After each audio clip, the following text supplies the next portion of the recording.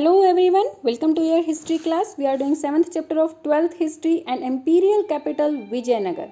ये इस चैप्टर का सेकंड पार्ट है. फर्स्ट पार्ट में हमने डिस्कस किया था कि किस तरह से विजयनगर को डिस्कवर किया गया था.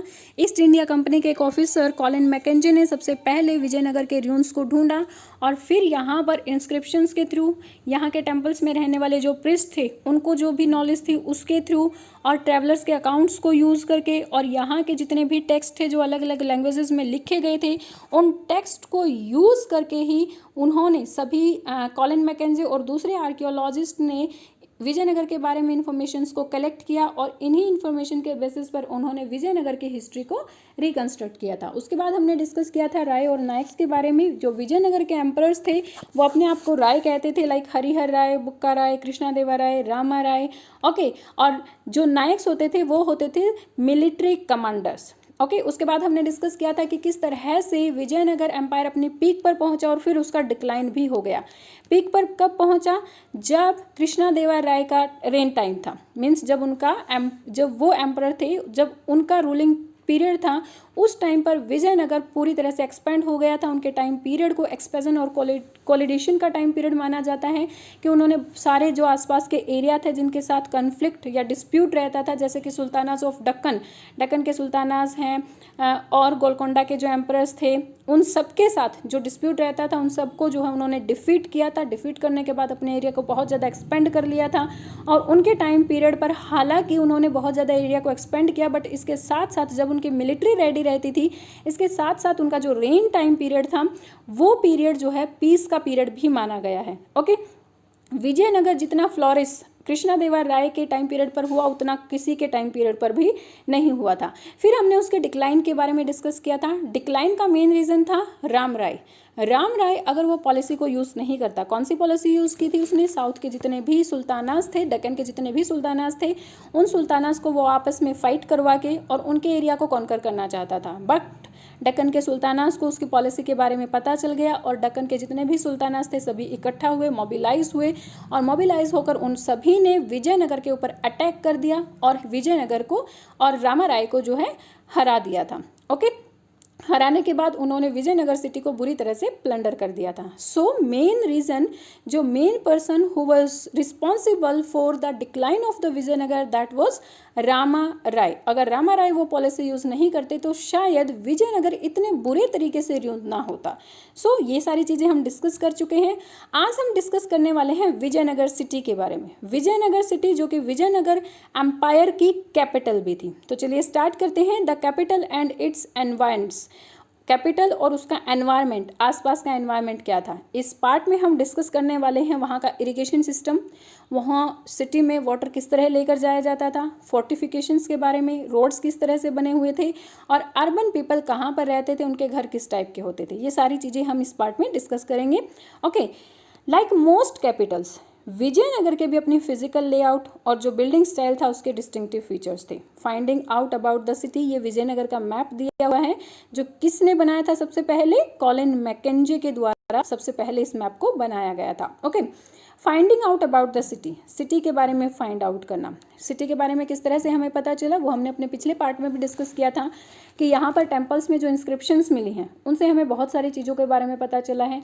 इंस्क्रिप्शंस में यहाँ पर लिखा हुआ है कि किस तरह से राय और नायक्स जो है डोनेशन देते थे टेम्पल्स के लिए. साथ साथ ये भी लिखा हुआ है कि यहाँ पर मोस्ट इंपॉर्टेंट इवेंट कौन कौन से होते थे. उन इवेंट्स के बारे में हम अपने आगे आने वाले पार्ट्स में डिस्कस करेंगे. बहुत सारे ट्रैवलर्स, एक तो इंस्क्रिप्शंस के थ्रू हमें पता चला, एक प्रिस्ट के थ्रू हमें पता चला और बहुत सारे ट्रैवलर्स भी यहाँ पर आए और उन ट्रैवलर्स ने सिटी को विजिट किया और इसके बारे में लिखा भी. उसमें से कुछ नोटेबल ट्रैवलर्स थे. Italian trader name Niccolo de Conti, Italian trader name Niccolo de Conti.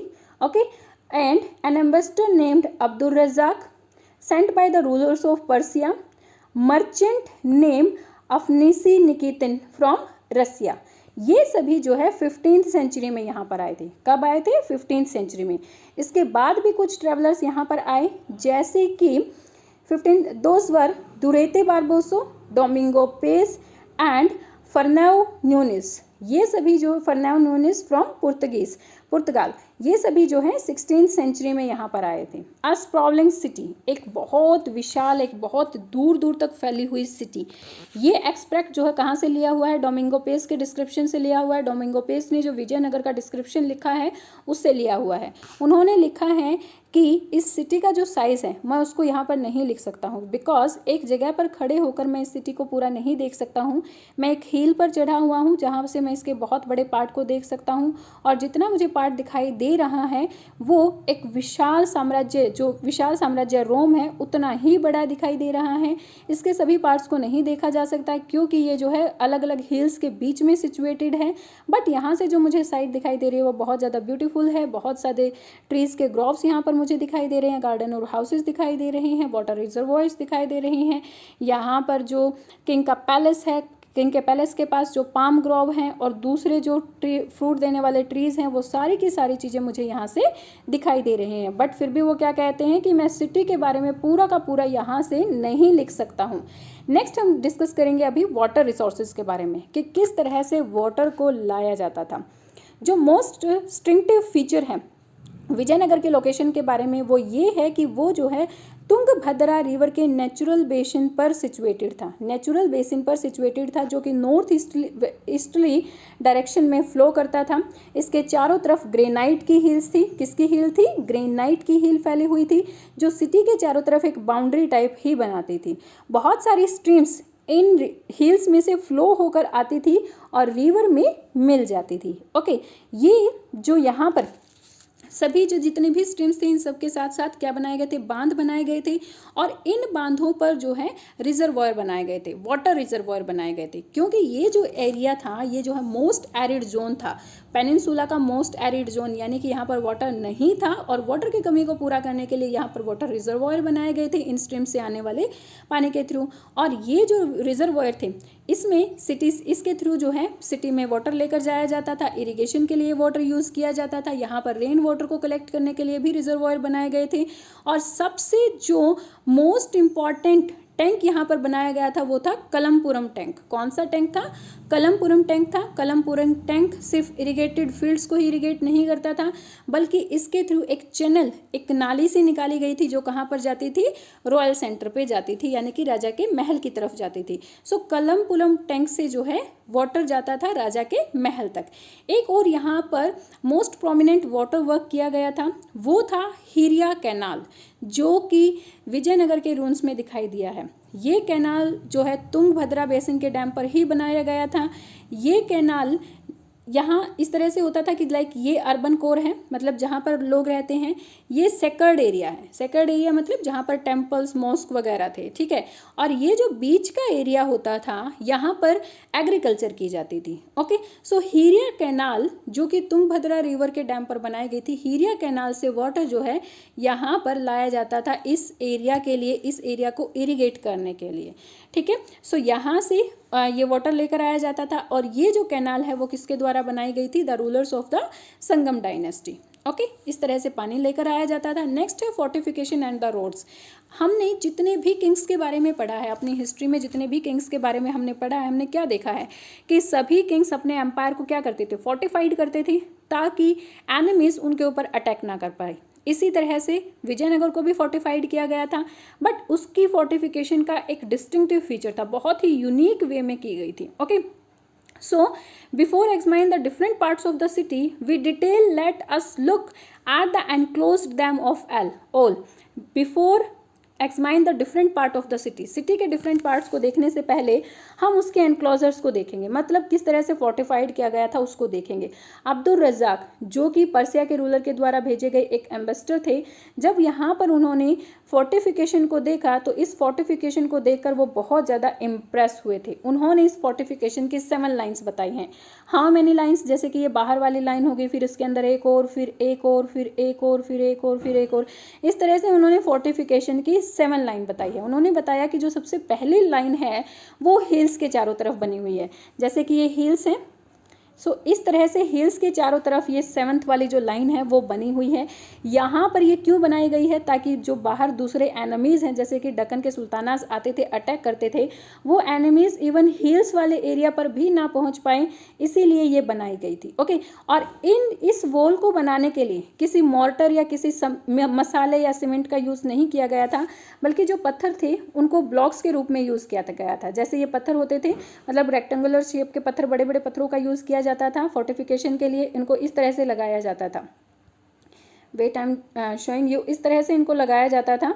Okay, blocks के रूप में, और जब इस तरह से इनको लगाया जाता था ब्लॉक्स के रूप में, तो ये जो है वॉल गिरती नहीं थी। सो इस वॉल को बनाने के लिए किसी टाइप के कोई मोर्टर, किसी मसाले, किसी सीमेंट, किसी का भी यूज़ नहीं किया गया था। सिर्फ और सिर्फ इन रेक्टेंगुलर जो भी पत्थर होते थे उनका यूज़ किया जाता था इस फोर्टिफिकेशन को बनाने के लिए। Okay, but was the most significance about the fortification? Fortification के बारे में सबसे मोस्ट इंपॉर्टेंट फीचर वो क्या था? वो ये था कि वो जो है एग्रीकल्चर ट्रैक्ट्स को भी एनक्लोज कर रही थी। मतलब जहाँ पर एग्रीकल्चर किया जाता था, सी आप यहाँ पर देख सकते हैं, यहाँ पर ये एग्रीकल्चर एरिया है और यहाँ ये वॉल बनी हुई है। मतलब जितना भी एग्रीकल्चर एरिया था उसके चारों तरफ भी जो है वॉल बनाई जाती थी। इसके पीछे रीज़न क्या है? अगर हम मेडिवल पीरियड को देखें, मेडिवल पीरियड में क्या होता था कि किसी भी किंग का जो एग्रीकल्चर एरिया होता था उसके चारों तरफ घेराबंदी कर दी जाती थी, उसको सीज कर दिया जाता था सैनिकों के द्वारा। ठीक है, वॉल नहीं बनाई जाती थी, सैनिकों के द्वारा सीज कर दिया जाता था। जब सैनिकों के द्वारा सीज कर दिया जाता था तो जिसका ये एग्रीकल्चर एरिया होता था वो किंग जो है हार मान जाता था, क्योंकि उसके लोगों के पास खाने के लिए कुछ भी बचता ही नहीं था। तो उन लोगों को हराने के लिए, अपने एनिमीज़ को हराने के लिए एग्रीकल्चर एरिया के चारों तरफ क्या बनाई जाती थी? वॉल सैनिकों के थ्रू उसको सीज कर दिया जाता था। तो सेम यहाँ पर भी यूज़ किया गया था कि जो एग्रीकल्चर एरिया था उसके चारों तरफ फोर्टिफिकेशन की गई थी, ताकि जब एनिमी हमारे ऊपर अटैक करे तो वो हमारे एग्रीकल्चर एरिया को सीज ना कर पाए, उसके ऊपर हमारा ही अधिकार हो, हमारे लोगों को किसी टाइप की खाने की कोई प्रॉब्लम ना हो। सो इसीलिए एग्रीकल्चर एरिया को भी फोर्टिफाइड किया गया था। ओके, अब्दुल रज़ाक ने यहाँ पर क्या नोट किया गया है? Between first, second and third walls के बीच में उसने क्या नोट किया गया है? Walls are cultivated fields, gardens and houses. First, second और थर्ड वॉल के बीच में उसने क्या नोट किया है? कल्टिवेटेड फील्ड्स थे, गार्डन्स थे और हाउसेस थे। डोमिंगो पेस ने किस तरह से उसको ऑब्जर्व किया है? From this first circuit until the enter of the city is a great distance. जो उसकी पहली दीवार थी, यानी कि पहला जो वॉल बनाई गई थी फोर्टिफिकेशन के लिए, और जो सिटी में एंटर होने वाली वॉल थी, उसके बीच में बहुत बड़ा एरिया था, बहुत बड़ा एरिया था। और उस एरिया के बीच में क्या था? उन्होंने राइस उगाए हुए थे, बहुत सारे गार्डन्स यहाँ पर थे, वाटर रिजर्वॉयर यहाँ पर देखे जा सकते थे। और ये जो वाटर स्ट्रीम्स थी या फिर कैनाल्स थी वो किससे आती थी? लेक से आती थी। ठीक है, सो ये सारी की सारी अरेंजमेंट एग्रीकल्चर ट्रैक्स के लिए भी की गई थी। एग्रीकल्चर ट्रैक्स के लिए क्यों की गई थी वो मैं आपको पहले ही बता चुकी हूँ, कि ताकि एग्रीकल्चर जब भी अगर कोई एनिमी उनको सीज कर लेता है तो इवन उनके एग्रीकल्चर एरिया को सीज ना करे और उन्हें टाइम पर ही जो है सारी एग्रीकल्चर मिलती रहे, उनके ग्रेन्स मिलती रहे। इसीलिए एग्रीकल्चर एरिया के चारों तरफ उन्होंने फोर्टिफिकेशन की थी। Okay, the second line of the fortification went round the inner core of the urban complex. जो सेकेंड लाइन थी फोर्टिफिकेशन की वो कहाँ पर जा रही थी? अर्बन कॉम्प्लेक्स पर जा रही थी, यानी कि अर्बन एरिया जहाँ पर लोग रहा करते थे वहाँ पर जा रही थी। और जो थर्ड लाइन थी वो किसको सराउंड कर रही थी? रॉयल सेंटर को सराउंड कर रही थी। Okay, with each set of a major building was surrounded by its own high wall. और हर जितनी भी मेजर बिल्डिंग्स होती थी, सभी मेजर बिल्डिंग्स के चारों तरफ हाई वॉल्स यानी कि फोर्टिफाइड उनको किया जाता था। The fort was enter through the well guarded gates. Fort के अंदर जो है वेल गार्डेड गेट से एंटर किया जाता था, जो कि सिटी के मेजर रोड से लिंक करते थे। जो गेटवेज होता था उसको डिस्टिंक्टिव आर्किटेक्चर फीचर यूज़ किया गया था। और इस फीचर को कहाँ से इंडो ईस्टर्न कहा गया है? ठीक है, जो गेटवेज के ऊपर जो आर्क बनाई जाती थी, गेटवेज के ऊपर इस तरह का एरिया बनाया जाता था। ये जो आर्क बनाई जाती थी ये सेम एज इट इज़, ये जो आर्क होती थी वो किसकी तरह होती थी? डोम के जैसी ही होती थी। जो डोम होता था ना, जिस तरह से मंदिरों के ऊपर जो डोम बनाया जाता है वो भी तो इसी तरह से बनाया जाता है। तो गेटवेज के ऊपर भी इसी तरह की आर्क बनाई जाती थी। ठीक है, और ये स्टाइल कहाँ से लिया गया था? इस स्टाइल को इंडो इस्लामिक स्टाइल बताया गया है। तुर्किश सुल्ताना से स्टाइल लिया गया है। तुर्किश लोग कौन थे? इस्लाम थे, और इस्लाम वो लोग मॉस्क में भी तो इसी तरह का यूज़ करते थे। ठीक है, सो ये स्टाइल जो है कहाँ से? तुर्किश के सुल्ताना से लिया गया, यानी कि इस्लाम लोगों से लिया गया है, इसीलिए इसको इंडो इस्लामिक स्टाइल बताया गया है। इंडो इस्लामिक आर्किटेक्चर को यूज करके ही यहाँ पर गेटवेज बनाए गए हैं। आर्कियोलॉजिस्ट ने कुछ रोड्स की स्टडी वो भी की है कि जो सिटी के अंदर थे, सिटी के अंदर भी उन्होंने कुछ रोड्स देखे हैं। उन्होंने यहाँ पर देखा कि बहुत सारे ट्रैकिंग पाथ्स हैं जो कि गेटवेज के पास जाते हैं। इन रोड्स के साथ साथ पेवमेंट भी दिखाई दी हैं। यहाँ पर वैलीज के चारों तरफ भी, वैलीज के जो चारों तरफ थे वहाँ पर भी रोड दिखाई दिए हैं, ताकि रॉकी जो टेरेन है उसको अवॉइड किया जा सके, यानी रॉकी एरिया को अवॉइड करने के लिए भी रोड्स यहाँ पर बनाए जाते थे। कुछ इंपॉर्टेंट रोड होते थे जो टेम्पल गेटवे और बाजार की तरफ जाते थे। सो इस तरह से मतलब हम देख सकते हैं कि एम्पायर का कोई ऐसा एरिया नहीं था जहाँ पर रोड्स नहीं बनाए गए थे। हर एक जगह रोड बनाए गए थे, वाटर की अच्छी सुविधा की गई थी। मतलब बहुत ही प्रॉस्पेरियस रीजन ये था, मतलब हर तरीके से जिस तरह से वो अपनी जनता को एक सहूलियत, एक कंफर्टेबल दे सकते थे, वो हर तरीके से दी गई थी। अब है अर्बन कोर, किस तरह से कौन से लोग यहाँ पर रहते थे, कितने वेल्दी थे। वेल्थ का तो हमें पता ही है, हमने अपने ट्रेडिंग वाले पार्ट में पढ़ा था, अपने पिछले पार्ट में, कि वो लोग ट्रेडिंग किसकी करती थी? मोस्ट प्रेसियस स्टोन्स की करते थे, ज्वेलरीज की करते थे। मतलब कि ये दोनों महंगी ही चीज़ें हैं, महंगी चीज़ें हैं। तो ये क्या शो कर रही थी कि यहाँ की जो पॉपुलेशन थी वो कैसी पॉपुलेशन थी?